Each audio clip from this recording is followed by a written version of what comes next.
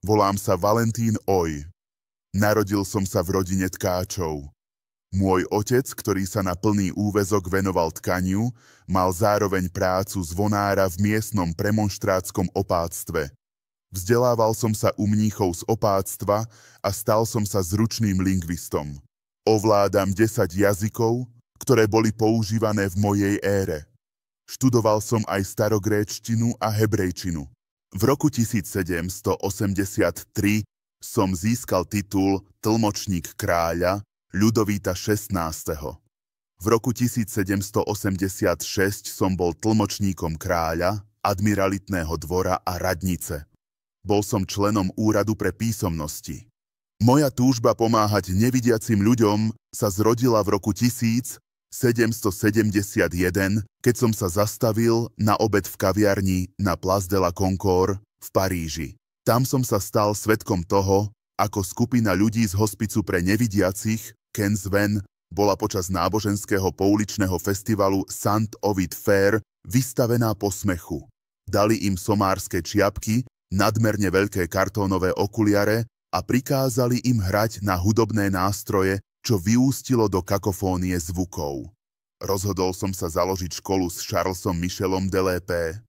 V máji 1784 som v Saint-Germain-des-Prés stretol mladého žobráka Françoisa Lesséra, ktorý sa stal mojím prvým žiakom. Vyvinul som metódu reliefných písmen, aby som Lesséra naučil čítať a skladať vety.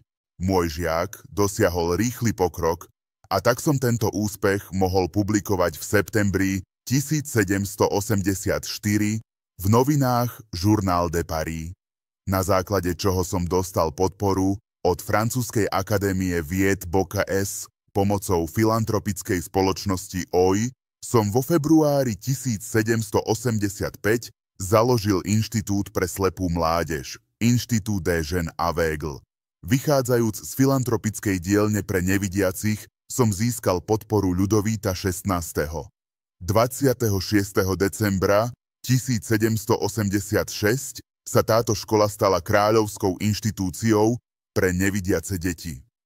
Mojím cieľom bolo vzdelávať študentov a učiť ich ručným prácam, napríklad pradeniu alebo tlači.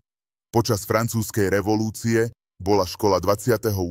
septembra 1791 prevzatá štátom. Stala sa Národným inštitútom pre nevidiacich pracovníkov v kláštore Celestínov. Počas svojho života som bol aktívny v politickom živote svojej doby. Bol som tajomníkom volieb Národného ústavodarného zhromaždenia v roku 1792, potom civilným komisárom. V roku 1802 ma z vedúceho miesta v Inštitúte pre mladých nevidiacich odvolali a poskytli mi za moju prácu penziu. V septembri 1806 som sa presťahoval do Petrohradu, kde som na žiadosť ruského cára Alexandra I. založil školu.